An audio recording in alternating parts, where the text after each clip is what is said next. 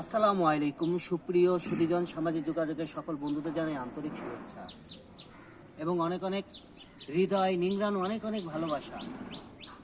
আমি প্রতিনিয়ত আমাকে ভিডিওতে দেখে থাকেন, যারা আমার অনেক ফলোয়ার্স আছে যারা দেখে থাকেন। আসলে আমার ভিডিও করার ধারণা একটাই, কোয়ালিটি একটাই, কথা বলার ধারণা একটাই, সেটা হচ্ছে আমি এখান থেকে আসলে ভিডিও তো ধারণ করি একটাই, চিন্তা মুক্ত হওয়ার জন্য। চিন্তায় কুড়িয়ে কুড়িয়ে খায় আমার। জানি না কবে আমার শেষ ঠিকানা, কবে বাজবে মসজিদের সেই মাইকে আমার শেষ ঠিকানার শেষ যাত্রার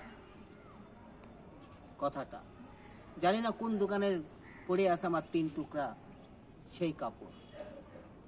আমি তো অন্ধকার ঘরের বাসিন্দা, অন্ধকারেই চলে যাব।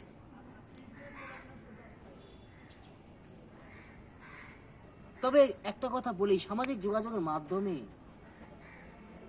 আগে কবি গুরু অনেকেই অনেক কথা লিখে যেতেন, কাগজে লিখতেন, পাথরে লিখতেন। এখন আর সেটা দরকার হয় না। কেন দরকার হয় না জানেন? এই সামাজিক যোগাযোগ মাধ্যম হয়ে আসল কথা এগুলো আর প্রয়োজন হয় না। এটা বন্দি হয়ে যায়। আমি মরে যাব, পচে যাবে আমার দেহ, কিন্তু কথাগুলো থেকে যাবে কাছের মাধ্যমে।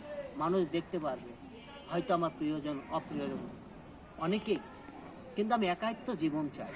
এই জীবন আমাদের জন্য নয়,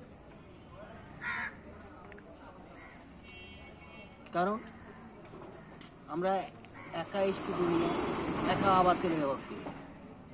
শুভকামনা, ভালো থাকেন। আসসালামু আলাইকুম।